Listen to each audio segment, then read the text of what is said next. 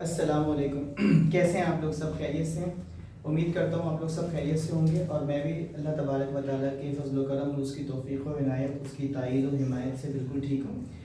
First year chemistry में आजकल हम मखसूस चैप्टर्स के कुछ ख़ास स्पेशल या चुनिंदा न्यूमेरिकल्स को सॉल्व कर रहे हैं और इससे आपकी जो केमिस्ट्री के न्यूमेरिकल्स हैं वो रिवाइज भी होंगे, उसका इयादा भी होगा और जो चीज़ें आपको पहले पढ़ाई थी और आपको काफ़ी अर्सा हो गया पढ़कर और आप उसको अगर भूल भी गए हों तो वो दोबारा से आपके जहन में तरोताज़ा हो जाएंगी। ठीक है, तो न्यूमेरिकल जो मैंने कल करवाया था वो चैप्टर नंबर 1 स्टोइचियोमेट्री में आपको करवाया था लिमिटिंग रिएक्टेंट का।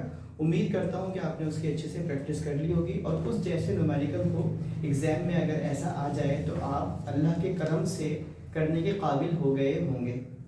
आज हम चैप्टर नंबर 11 पर गए हैं और चैप्टर नंबर 11 का नाम है थर्मोकेमिस्ट्री और थर्मोकेमिस्ट्री में हमारे पास बहुत ही इंपॉर्टेंट लॉ है जिसको हम कहते हैं फर्स्ट लॉ ऑफ थर्मोडायनेमिक्स, जो कहता है energy can neither be created not be destroyed but it can transform from one form to another form.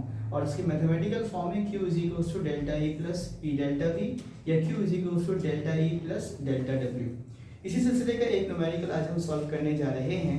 इसको आराम से इत्मीनान से देखिएगा, एग्जाम में सेक्शन बी में आता है, 4 नंबर का आता है, फटाफट हो जाता है और अगर आपने इसके फार्मूले को सिर्फ याद कर लिया तो वैल्यूज चेंज भी अगर हो जाएं तो आपका आंसर गलत नहीं होगा।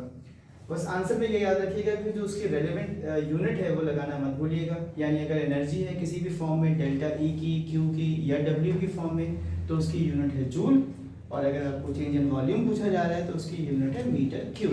ठीक है, तो आ जाइए न्यूमेरिकल की तरफ। न्यूमेरिकल क्या है हमारे पास? At constant pressure of 101300 Newton per meter square, when 4000 joules of heat is supplied to a system, then 500 joules of internal energy raised. Calculate the change in volume. ठीक है, तो आपको क्या दिया हुआ है? ये जो पूरी लाइन दी हुई है ये बता रहा है आपका प्रेशर इतना है, जो हीट आपने सप्लाई की यानी Q वो आपके पास है 4000, आपके पास delta E change in internal energy जो कि बढ़ गई है 500 जूल्स के बराबर और आपको मालूम करना है ये। किसी न्यूमेरिकल को लिखने के बाद या पढ़ने के बाद उसके सॉल्यूशन तक पहुंचने के लिए दिमाग को जो काम करना पड़ता है उसे कहते हैं स्टूडेंट का कैलिबर। तो आपका कैलिबर ये होना चाहिए कि इसको देखते ही, इसकी यूनिट को देखते ही आप बोलोगे ये प्रेशर है, इसको देखते ही हीट सप्लाइड को देखते ही आप बोलेंगे ये Q है, इसको देखते ही और इस इंटरनल के लफ्ज को देखते ही आप बोलेंगे ये आपका डेल्टा E है बेटे। और जो मालूम करना है चेंज इन वॉल्यूम, इसका मतलब है डेल्टा V। डेटा क्या होता है? गिवन, हिडन और रिक्वायर्ड का मजमुआ, यानी छुपा हुआ, दिया हुआ और पूछा हुआ, इन तीनों का आमेजा या आमेजिश। दिया हुआ क्या है यानी गिवन क्या है? Pressure is given to you, heat supplied to a system is given to you, delta is given to you. याद रखना जब भी वो हीट सप्लाइड कहेगा ये Q पॉजिटिव लिया जाएगा अगर आप सिस्टम को हीट सप्लाई कर रहे हैं, और अगर सिस्टम आपको हीट सप्लाई कर दे तो फिर ये नेगेटिव हो जाएगा, क्योंकि आपने सिस्टम को हीट दी है तो हीट जाके सिस्टम में ऐड हुई है, इसलिए ये पॉजिटिव है।